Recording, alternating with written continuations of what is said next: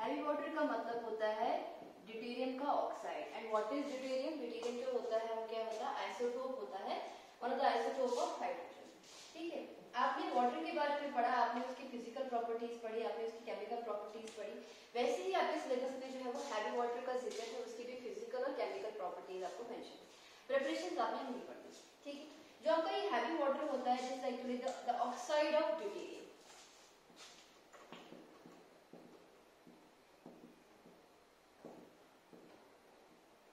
ठीक है, ड्यूटेरियम का जो ऑक्साइड होता है उसको हम क्या कहते हैं? हैवी वाटर कहते हैं। ठीक है, इसको सबसे पहले जो है वो उरे ने प्रिपेयर किया था 1932 by repeated hydrolysis of water से। वाटर की जब रिपीटेड हाइड्रोलिसिस होती है तो तब आपके पास क्या बनता है? हैवी वाटर बनता है। अगर आप 29,000 लीटर ऑफ ऑर्डिनरी वाटर को जो है वो इलेक्ट्रोलाइज करते हो तब आपके पास 1 लीटर ऑफ 99% प्योर D2O जो है वो रहता है। अगर आप 29,000 लीटर ऑफ ऑर्डिनरी वाटर को इलेक्ट्रोलाइज करते हो, इसकी इलेक्ट्रोलिसिस करवाते हो, आपके पास रिजल्टेंट जो बचता है वो 1 लीटर बचता है ऑफ 99% प्योर। ठीक है, क्या बचता है? D2O बचता है। इसका मतलब कि इतना सारा पानी खर्च होता है तब जाके आपके पास 1 लीटर ऑफ D2O जो है बनता है। इसका ये मतलब ये काफी ज्यादा एक्सपेंसिव होता है। आपका जो हैवी वाटर होता है वो काफी ज्यादा एक्सपेंसिव होता है। इसकी अगर फिजिकल प्रॉपर्टीज की हम बात करें तो इसकी हर एक फिजिकल प्रॉपर्टी, चाहे आप इसका मेल्टिंग पॉइंट लो, आप इसका बॉइलिंग पॉइंट लो, आप इसकी डेंसिटी लो, जितनी भी चीजें हैं वो सब इसकी ज्यादा होगी as compare to water, because ये हैवियर होता है किससे? हाइड्रोजन से। ठीक है, तो वाटर के मुकाबले में इसकी सारी चीजें melting point, boiling point, density वगैरह क्या होगी?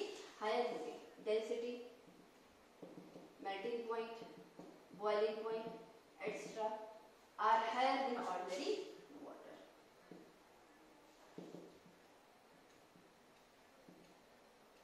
क्यों? क्योंकि ये वाटर से क्या होता है? थोड़ा सा हाइड्रो होता है। बात करते हैं इसकी केमिकल प्रॉपर्टीज के बारे में।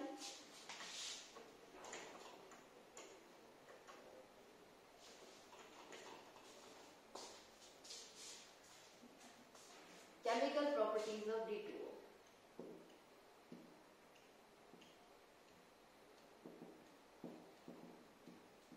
जो आपके पास हैवी वाटर है उसकी केमिकल प्रॉपर्टीज क्या है?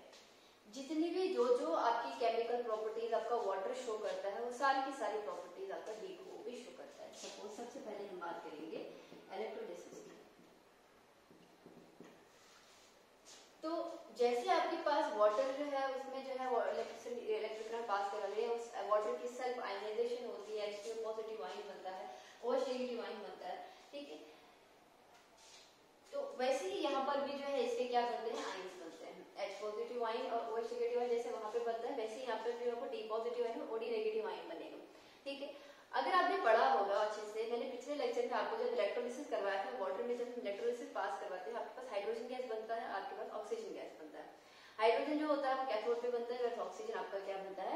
एनोड पे बनता है। वैसे ही यहाँ पर क्या होता है आपके पास, जब आप D2O की जो है वो क्या करवाते हो? इलेक्ट्रोलिसिस करवाते हो। सपोज मैंने क्या किया, ट्वाइस ऑफ D2O मैंने इसके ऊपर जो है वो इलेक्ट्रोलिसिस लिख दो।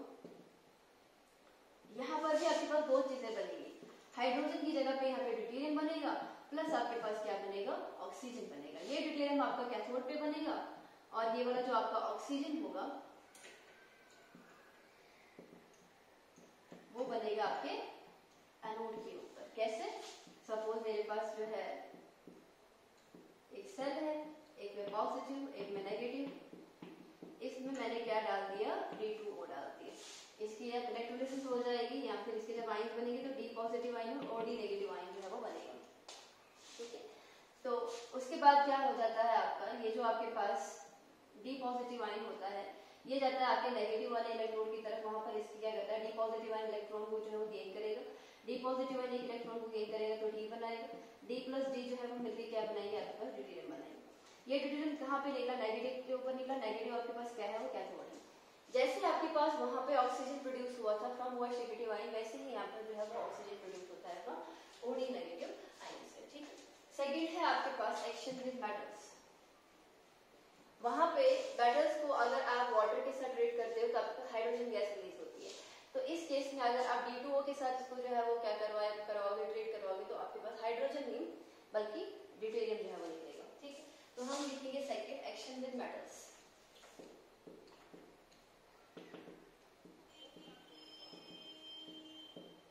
Action with metals, ordinary water की तरह ये जो है वो क्या करता है, आपका जो D2O होता है वो रिएक्ट करता है एसिड अल्कली के साथ, अल्कलाइन अर्थ मेटल के साथ, और क्या बनाता है आपके पास ड्यूटेरियम गैस बनाता है, जो कि मैंने ऑलरेडी आपको बोला था। ठीक है, लेकिन जो आपका ये D2 होता है ड्यूटेरियम होता है, देखो मैंने आपको बोला था कि जब आप अल्कली मेटल के साथ जो है सोडियम को जो है वो वाटर के साथ ट्रीट करते हो तो इट कैचेस फायर, बिकॉज आपकी जो रिएक्शन होती है वो काफी एक्सोथर्मिक होती है, तो जो हाइड्रोजन गैस रिलीज होती है वो आसानी से जो है वो आग पकड़ लेती है। लेकिन जो आपका ड्यूटेरियम होता है वहाँ पे ऐसा नहीं होता है, ये रिएक्शन इतनी एक्सोथर्मिक नहीं होती है और आपका ड्यूटेरियम जो है वो it does not catches fire. तो हम क्या लिखेंगे यहाँ पे, हम जो है वो D2O, सोडियम को अगर मैं D2O के साथ जो है वो रिएक्ट करवाऊँ, ठीक है, दैट इज आपका हैवी वाटर के साथ अगर हम इसको रिएक्ट करवाएं तो आपके पास बनेगा NaOD, वहाँ पे NaOH बनता है, यहाँ पे NaOD बनेगा और प्लस D2, वहाँ पे H2 बनता है, यहाँ पे D2 बनता है। This D represents the deuterium, याद रखना इस चीज को। ठीक है, इसको हम ट्वाइस कर देंगे, यहाँ पे भी ट्वाइस करेंगे, इधर भी ट्वाइस करेंगे और इस केस में भी आपको ट्वाइस करना पड़ेगा। ठीक है, तो ये जो आपके पास बना दिस इज योर सोडियम ड्यूटेरेट। ठीक है, सोडियम ड्यूटेरेट। उसके बाद अगर हम कैल्शियम को भी इसके साथ जो है वो ट्रीट करें, सपोज करो मेरे पास कैल्शियम है, मैं उसको D2O के साथ रिएक्ट करवा रही हूँ, वहाँ पे CaOH2 बनता है, यहाँ पे क्या बनेगा CaOD2 बनेगा। ठीक है, और प्लस आपके पास क्या बनेगा ड्यूटेरियम बनेगा। ठीक है, ये CaOD2 जो होता है ये रिप्रेजेंट करेगा आपको कैल्शियम ड्यूटेरेट को। ठीक, थर्ड, आप अगर इसको जो है वो वाटर के साथ जो है वो साइड बाय साइड इसको जो है कंपेयर करोगे तो बिल्कुल सेम रिएक्शन जो है वाटर भी शो करता है, खाली H की जगह पे यहाँ पे D। नेक्स्ट है आपके पास action with metal oxides, action with metal oxides. अगर आप मेटल के ऑक्साइड्स के साथ जो है वो इसको ट्रीट करेंगे तो उस केस में आपके पास क्या बनता है, वहां पे मेटल हाइड्रोक्साइड बनता है, यहाँ पे आपके पास ड्यूटेरो ऑक्साइड्स बनेंगे। सपोज आपके पास K2O है, मेटल का ऑक्साइड यानी पोटेशियम का ऑक्साइड, इसको हम जो है वो DO2O that is high water के साथ ट्रीट कर रहे हैं। NaOH KOH जो पोटेशियम हाइड्रोक्साइड सोडियम हाइड्रोक्साइड, यहाँ पे बनेगा KOD, क्या बनेगा KOD बनेगा। ठीक है, what is KOD? This represents the potassium deuteroxide, potassium deuteroxide। ठीक है, नेक्स्ट अगर आपके पास मैग्नीशियम ऑक्साइड होगा, उसको अगर आप हैवी वाटर D2O के साथ रिएक्ट करवाएंगे तो आपके पास क्या बनेगा MgOH2 नहीं बल्कि OD2 बनेगा आपके पास। ठीक है, तो ये रिप्रेजेंट करेगा आपका मैग्नीशियम ड्यूटेरोक्साइड। ठीक है, नेक्स्ट है आपके पास action with non metal oxide. Metal का ऑक्साइड तो आपने देख लिया, अब नॉन मेटल का ऑक्साइड, जाहिर सी बात है नॉन मेटल का ऑक्साइड वहाँ पे एसिड बनाता है। मैं सल्फर डाइऑक्साइड को वाटर में ट्रीट करूँ तो सल्फ्यूरस एसिड बनता है, कार्बन डाइऑक्साइड को जो वाटर में ट्रीट करूँ तो मेरे पास जो है वो कार्बोनिक एसिड बनता है। अब इस केस में आपके पास क्या बनेगा, इस केस में भी जो है आपके पास जो है वो रिस्पेक्टिव एसिड्स बनेंगे, लेकिन उनको हम कहेंगे ड्यूटेरो एसिड्स। ठीक है, तो हम लिखेंगे for action with non metal oxides.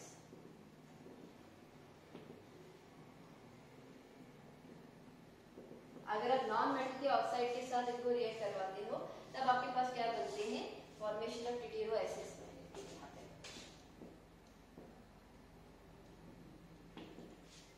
ठीक है, ड्यूटेरो एसिड्स।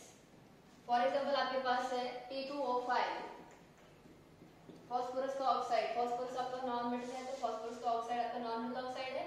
ठीक है, प्लस इसको हम heavy water that is D2O के साथ जो है वो रिएक्ट करवाएंगे तो आपके पास क्या बनेगा, अगर वहां पे मैंने किया होता तो मेरे पास बनता H3PO4, लेकिन यहाँ पे H नहीं है बल्कि D है, तो हम क्या लिखेंगे D3PO4 लिखेंगे। ठीक है, क्या लिखेंगे D3PO4, इधर हम करेंगे 3 टाइम, इधर हम करेंगे 2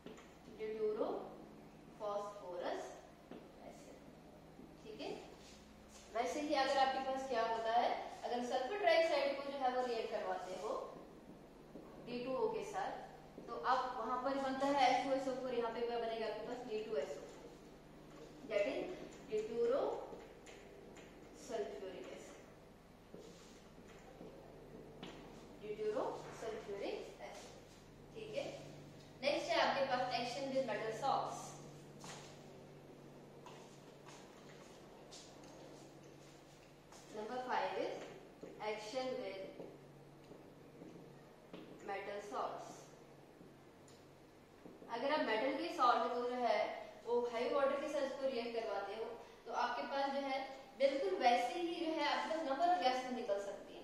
देखो यही रिएक्शन मैंने आपको जो है वो पिछले उस पे वाटर में करवाई थी, तो वहां पर आपके पास कई कई जगह पे कार्बाइड के केस में एसिटाइलिन निकलता है, नाइट्राइट के केस में अमोनिया निकलता है, फॉस्फाइड के केस में फॉस्फीन निकलता है। वैसे ही इस केस में भी जो है वो होगा। लेकिन यहाँ पर क्या होगा, जहां जहां पे आपका हाइड्रोजन था वहां पे आपका ड्यूटेरियम आएगा। सपोज आपके पास है कैल्शियम कार्बाइड CaC2, इसको आप हैवी वाटर के साथ दैट इज D2O के साथ क्या करवाएंगे, रिएक्ट करवाएंगे। तो आपके पास क्या बनेगा, CaOD2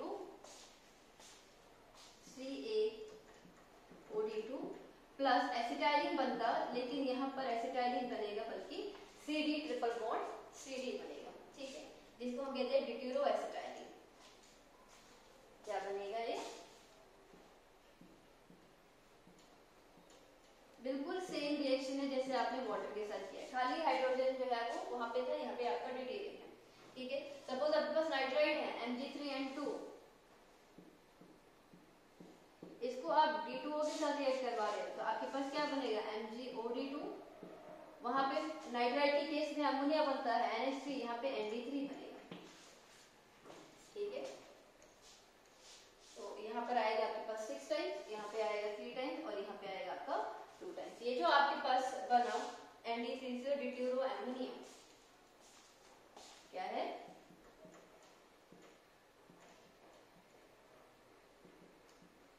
ड्यूटेरो अमोनियम, ठीक है। लास्ट जो सेकंड लास्ट जो यहाँ पर आएंगे वो आएंगे एक्सचेंज रिएक्शंस।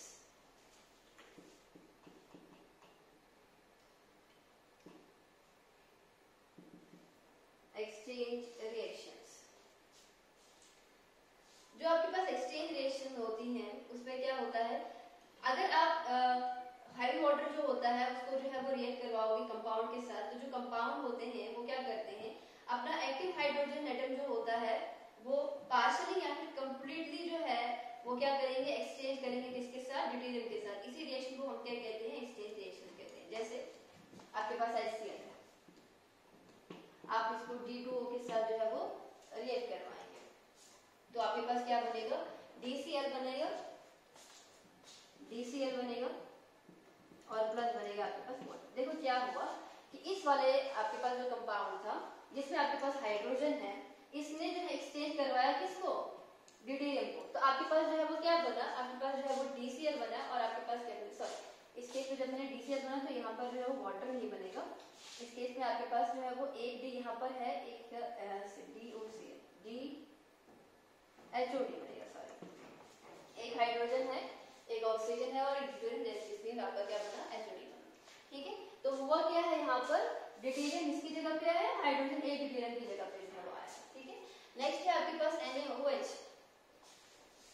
सोडियम हाइड्रोक्साइड को अगर आप D2O के साथ जो है वो रिएक्ट करवाते हैं तो इस केस में भी आपके पास क्या होता है, यहाँ पर भी हाइड्रोजन, ये जो अपना हाइड्रोजन इसके साथ रिप्लेस करता है, तो यहाँ पर क्या बनेगा, एक हाइड्रोजन निकल जाएगा तो NaOD, ये हाइड्रोजन इधर आ जाएगा तो आपके पास क्या बचेगा, फिर से HOD, ठीक है। नेक्स्ट अगर आपके पास क्या है, NH4Cl है, दैट इज अमोनियम क्लोराइड, उसको आप हैवी वाटर के साथ जो है वो रिएक्ट करवा रहे हो तो उस केस में आपके पास क्या बनेगा, आपके पास एक जो आपका हाइड्रोजन है वो निकल जाएगा। सपोज यहाँ से मैंने एक हाइड्रोजन निकाल दिया तो मेरे पास NH3 बनेगा और उसकी जगह पे D लगाएंगे तो Cl, और यहाँ पर आपके पास फिर से क्या बचेगा, HOD बनेगा, ठीक है। और ये NH3DCl जो है जो यहाँ पर आपके पास बना, अगर इसको मैं फिर से D2O के साथ रिएक्ट कर रहा हूँ तो एक हाइड्रोजन फिर से यहाँ पे इसकी जगह पे आपका ड्यूटेरियम आएगा तो आपके पास आएगा NH2D2Cl और फिर से आपके पास क्या आएगा, HOD, और फिर से अगर मैं NH2 जो आपके पास D2Cl है, अगर फिर से इसको D2O के साथ रिएक्ट कर रहा हूँ तो एक और हाइड्रोजन जो है रिप्लेस होगा, NH2D2Cl प्लस D2O, तो आपके पास क्या बनेगा, NHD3Cl प्लस HOD, और इसको अगर फिर से करवाऊं NHD3Cl plus D2O, it forms ND4Cl plus HOD। तो मैं देखती हूँ ये रिएक्शन आपको विजिबल है,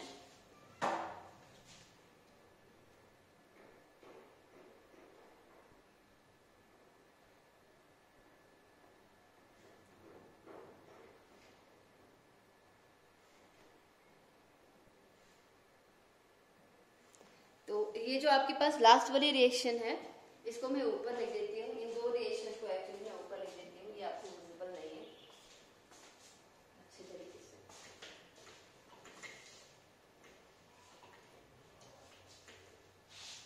तो NH2 D2Cl, इसको मैं D2O के साथ जो है वो रिएक्ट करवाऊं तो मेरे पास एक हाइड्रोजन निकल जाएगा, उसकी जगह पे D आ जाएगा, तो मेरे पास आ जाएगा NH3Cl प्लस HOD। फिर इसको जो है वो NH3Cl जो है उसको फिर से D2O के साथ रिएक्ट करवाऊं, एक डिटेरियम और आ जाएगा तो आपके पास पूरा ND4Cl आ जाएगा और आपके पास बनेगा HOD। ठीक है, इन दो रिएक्शन को भी यहाँ से मिटा देंगे, ये दो रिएक्शन मैंने ऊपर।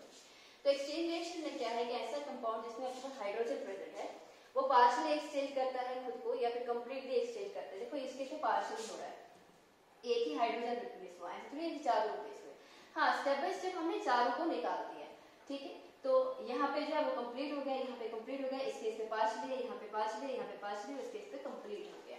ठीक है, तो हो क्या रहा है, एक्सचेंज हो रहा है, हाइड्रोजन जो है उसके बदले में आपका ड्यूटेरियम आ रहा है। इसको इन रिएक्शन को हम क्या कहते हैं, एक्सचेंज रिएक्शंस कहते हैं। लास्ट है आपके पास फॉर्मेशन ऑफ ड्यूटेरेट्स, फॉर्मेशन ऑफ ड्यूटेरेट्स। जैसे आपके पास हाइड्रेट्स बनते हैं वैसे ही आपके पास क्या बनते हैं, ड्यूटेरेट्स भी बनते हैं। सपोज आपके पास जो है कुछ रिएक्शंस आ जाएंगे, कॉपर सल्फेट 5 टाइम्स वाटर जो है, अगर मेरे पास हैवी वाटर होगा तो 5 टाइम्स D2O होगा। ठीक है, अगर मेरे पास जो है वो सोडियम सल्फेट की बात करो आप, सोडियम सल्फेट में जो है वो 10 टाइम्स वाटर होता है, यहाँ पे आप जो है 10 टाइम्स D2O भी जो है लिख सकते हो अगर हैवी वाटर अवेलेबल होगा तो। मैग्नीशियम सल्फेट के साथ 7 टाइम वाटर प्रेजेंट होता है, तो अगर आपके पास D2O होगा तो आपके पास जो है वो 7 टाइम्स D2O की फॉर्म में एग्जिस्ट कर सकते हैं। इनको हम क्या कहते हैं, हाइड्रेट्स कहते हैं। ये मैंने आपको पढ़ाए हैं 10th क्लास में, आपने पढ़ा होगा हाइड्रेट्स क्या होते हैं, और इवन मैंने आपको जो है वो जब मैंने वाटर पढ़ाया था वहां पे भी मैंने आपको जो है वो बोला था। ठीक है, अगर मैं कुछ यूजेस देखूं हैवी वाटर के,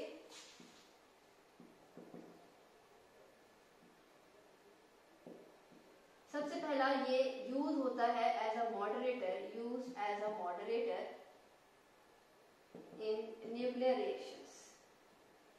जो न्यूक्लियर रिएक्शन होती हैं या न्यूक्लियर रिएक्टर्स जो होते हैं उनमें आपके पास जो आपका हैवी वाटर होता है जो मॉडरेटर की तरह एक्ट करता है। दूसरा, it is used to study the mechanism of the reaction. मैं सिंपल लिखती हूँ, मैकेनिज्म ऑफ रिएक्शन। जो मैकेनिज्म ऑफ रिएक्शन होता है उसको स्टडी करने के लिए भी जो है टेक्निक जो है वो इसमें ट्रेसर टेक्निक में जो है वो आपका हैवी वाटर यूज होता है, और वो ट्रेसर टेक्निक जो है वो मैकेनिज्म जो है वो हेल्प करता है। इसके अलावा ये सोर्स होता है किसका, हैवी हाइड्रोजन का। It is a source of heavy hydrogen. Heavy hydrogen means your deuterium. आप जानते हो कि इसकी इलेक्ट्रोलिसिस करवाओगे तो ड्यूटेरियम जो है वो बनता है। ठीक है, तो ये एज अ सोर्स है किसका, D2 ड्यूटेरियम का भी। ठीक है, तो ये इसके कुछ यूजेस आ गए। इसके साथ ही आपका जो हैवी वाटर है वो मैंने आज कंप्लीट कर दिया। इसके हमने फिजिकल प्रॉपर्टीज, केमिकल प्रॉपर्टीज और यूजेस सारे देख लिए। ठीक है, अब बात करते हैं हम हाइड्रोजन पेरोक्साइड के बारे में।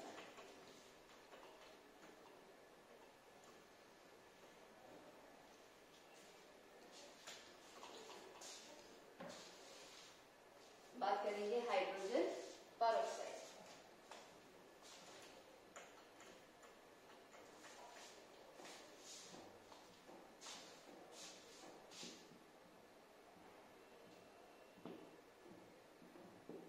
हाइड्रोजन पेरोक्साइड का फॉर्मूला होता है H2O2।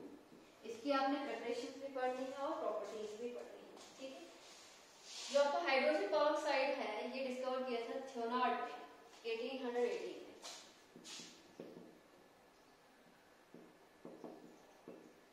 ठीक है, तो सबसे पहले हम इसकी प्रिपरेशन देखेंगे।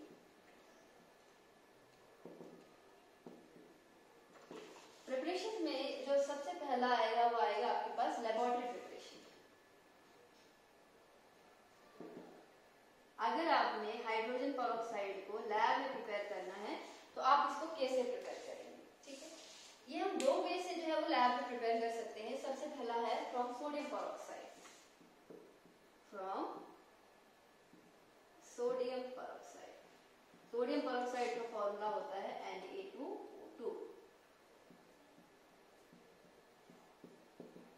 सोडियम पेरोक्साइड से जब हम इसको प्रिपेयर करते हैं उस प्रोसेस को एक स्पेशल टर्म दी जाती है, इसको कहते हैं मग्स प्रोसेस।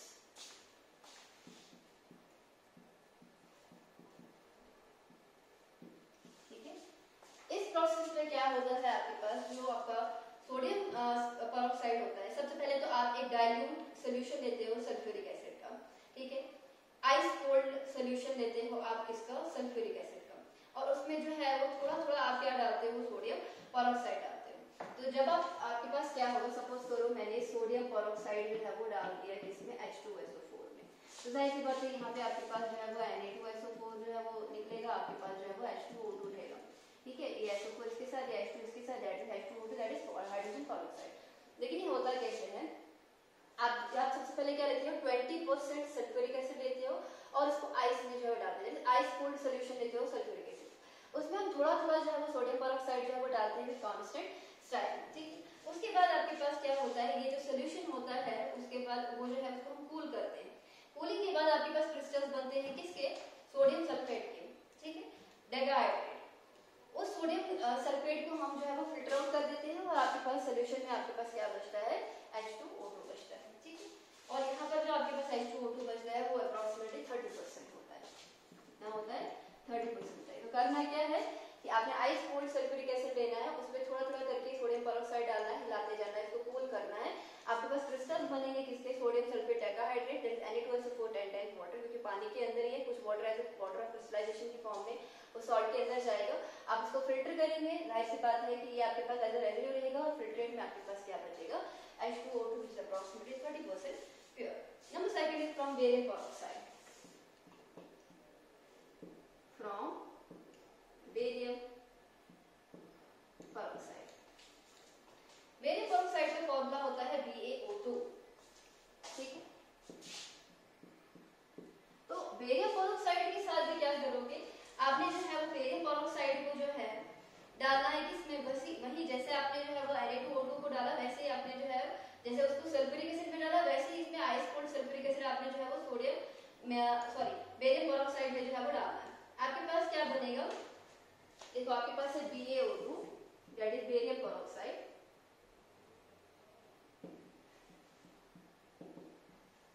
एक type water, it act as water of hydration, plus आपके पास है H2SO4, this H2SO4 is ice cold, ठीक है।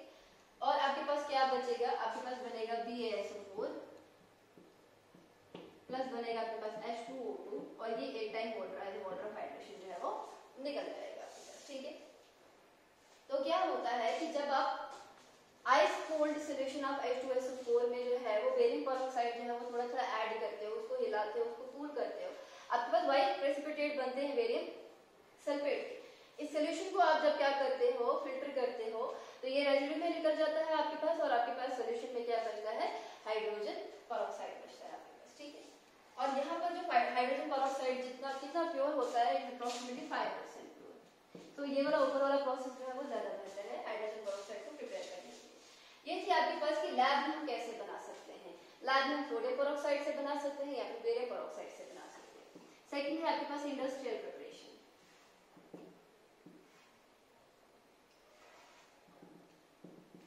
कमर्शियली हम जो है वो सोडियम पेरोक्साइड को जो है वो कैसे बना सकते हैं, अब वो हमें देखना है। सबसे पहला आएगा by the electrolysis of sulphuric acid solution, by the electrolysis of sulphuric acid solution. Sulphuric acid के सॉल्यूशन को हमें क्या करना है, इलेक्ट्रोलाइज करना है।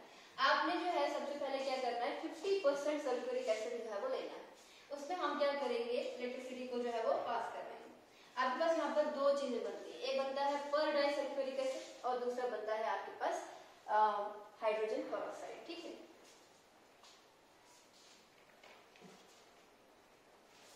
तो किस तरह से इसकी इलेक्ट्रोलिसिस होगी वो हम देखेंगे। सबसे पहले आपका सल्फ्यूरिक एसिड जो है इसको मैं मिटा देती हूँ, इस चीज को मैं ऊपर लिख देती हूँ, बिकॉज यहाँ पर जो है फिर बाद में खिचड़ी मच जाती है, आपको समझ नहीं आएगा। तो सल्फ्यूरिक एसिड को जब हम सबसे पहले तोड़ेंगे H2SO4, आपके पास बचेगा H+ plus HSO4 negative, this is your hydrogen ion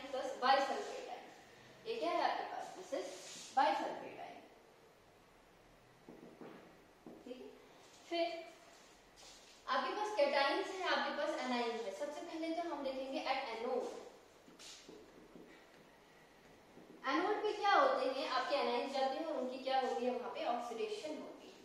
तो twice of HSO4 negative, that is ये क्या करता है, ये ऑक्सीडाइज करता है, ये इलेक्ट्रॉन को जो है, दो इलेक्ट्रॉन को जो है वो लूज करता है, आपके पास बनता है H2SO8 और प्लस यहाँ पर दो इलेक्ट्रॉन निकल जाते हैं। अब यहाँ पे देखोगे तो रिएक्शन पूरी बैलेंस है। दिस इज योर पर डाइसल्फ्यूरिक एसिड, ठीक है।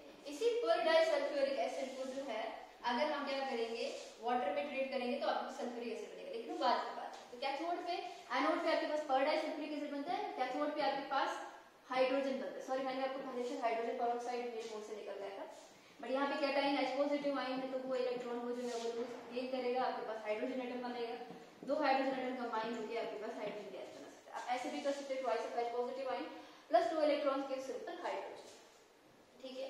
तो आपके पास क्या है, आपके पास कैथोड पे जो है वो क्या निकलती है, हाइड्रोजन गैस निकलती है। अब ये जो आपके पास पर डाइसल्फ्यूरिक एसिड होता है दैट इज H2SO8, इसको अगर आप वाटर के साथ जो है वो रिएक्ट करवाओ तो आपके पास H2SO4 जो है वो बनता है सल्फ्यूरिक एसिड, प्लस आपके पास क्या बचता है, hydrogen peroxide that is H2O2, ठीक है। यहाँ पे 2 टाइम्स लिखेंगे, यहाँ पे भी हम 2 टाइम्स लिखेंगे। तो इस तरह से सबसे पहले तो जब सल्फ्यूरिक एसिड की इलेक्ट्रोलिसिस होती है आपके पास ये आयन बनते हैं, फिर एनोड पे आपका एनाइन जाता है, एनोड पे ऑक्सीडेशन होती है तो इसे पर डाइसल्फ्यूरिक एसिड बना दिया, फिर H पॉजिटिव आयन कैथोड की तरफ गया तो वहां पे हाइड्रोजन गैस रिलीज हो गया, फिर आपको पर डाइसल्फ्यूरिक एसिड जो है वो वाटर के साथ रिएक्ट करेगा, आपको सल्फ्यूरिक एसिड बनाएगा प्लस हाइड्रोजन पेरोक्साइड बनाएगा, ठीक है। तो हाइड्रोजन पेरोक्साइड को जो है वो रिमूव करने के लिए हम यहाँ पर क्या प्रोसेस इस्तेमाल करते हैं, डिस्टिलेशन का इस्तेमाल करते हैं। तो डिस्टिलेशन में क्या होता है, हम इसको हीट करते हैं, हाइड्रोजन पेरोक्साइड का बॉइलिंग पॉइंट थोड़ा कम होता है as compare to sulphuric acid, तो ये पहले डिस्टिल ओवर हो जाता है और इसको हम जो है सेपरेट फनल में जो है वो क्या कर सकते हैं, स्टोर कर सकते हैं, सॉरी सेपरेट कंटेनर में जो हम इसको स्टोर कर सकते हैं। और यहाँ पर जो है नीचे जो बचता है आपका सल्फ्यूरिक एसिड बचेगा, बिकॉज उसका बॉइलिंग पॉइंट जो है थोड़ा सा जो है वो ज्यादा होता है तो वो डिस्टिल नहीं होगा, ठीक है। सेकंड जो कमर्शियली हम लेते हैं, पहला तो आया आपका सल्फ्यूरिक एसिड,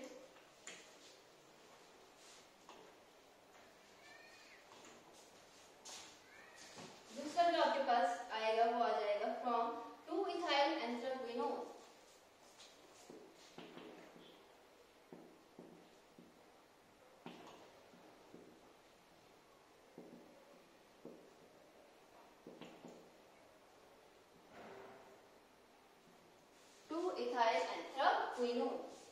सबसे पहले क्या होता है कि ये जो आपका 2-ethyl anthraquinone होता है इसको हम जो है वो बेंजीन में डिसॉल्व करते हैं और यहाँ पर हाइड्रोजन गैस को पास करते हैं in the presence of a catalyst called palladium catalyst, ठीक है। तो 2-ethyl anthraquinone जो है वो कैसा होता है, 3 बेंजीन रिंग आपने बनानी है, ठीक है। और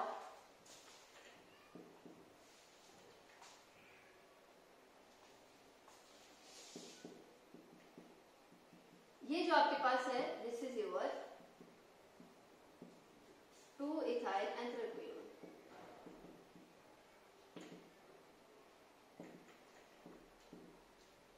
इसको आपने डिसॉल्व कर दिया बेंजीन में और हमने हाइड्रोजन गैस पास करी in the presence of catalyst palladium, hydrogen यहाँ पे ऐड होगा तो आपके पास OH में कन्वर्ट हो जाएगा।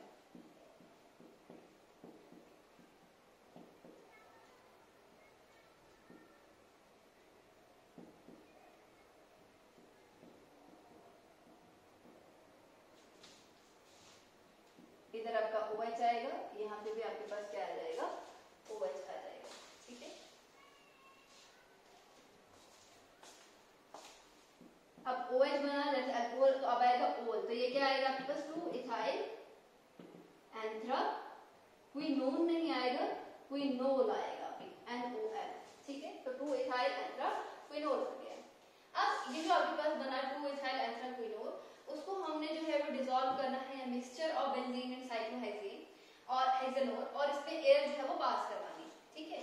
ये जो आपके पास है ये बना, इसको हमने डिसॉल्व करना है इन बेंजीन एंड साइक्लोहेक्सेन और एयर जो है वो and air is pass through it,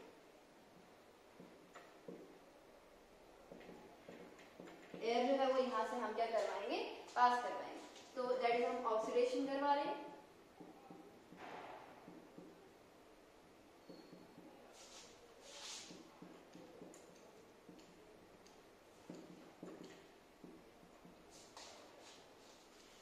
तो ऑक्सीजन आ गया, यहाँ से हाइड्रोजन वो ऑक्सीजन के साथ मिलके हाइड्रोजन पेरोक्साइड, आपके पास दोबारा से जो है वो 2-इथाइल एंथ्राक्विनोन बन जाएगा।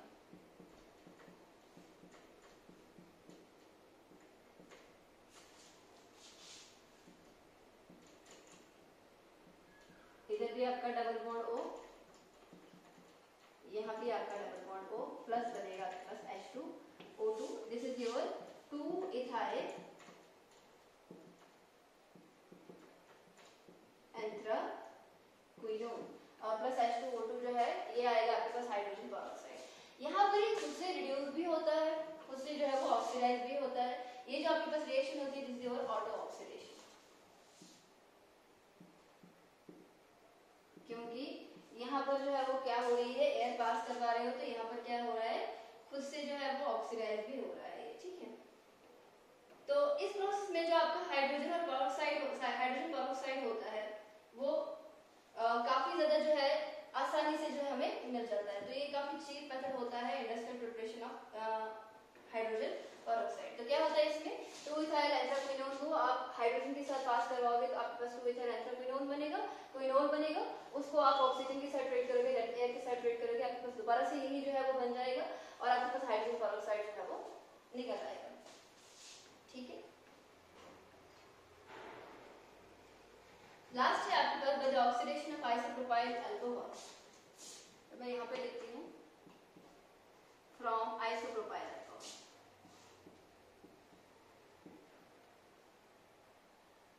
From isopropyl alcohol. Isopropyl alcohol का फॉर्मूला क्या होता है, CH3 CH CH3 and OH। This is your isopropyl alcohol, ठीक है।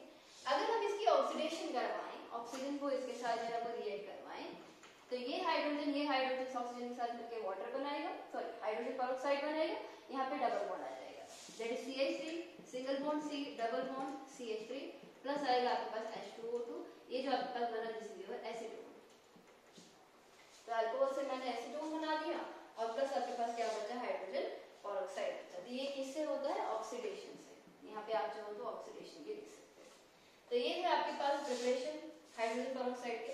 जब हम हाइड्रोजन पेरोक्साइड यहाँ से सब प्रोसेस से निकालते हैं ना, तो इसकी हम बाद में कॉन्सेंट्रेशन भी करते हैं। आपने कॉन्सेंट्रेशन इस तरह से करनी होती है, जो आपका हाइड्रोजन पेरोक्साइड था इसको ज्यादा हीट करने पे खुद जो है वो क्या हो जाता है, डिकम्पोज हो जाता है।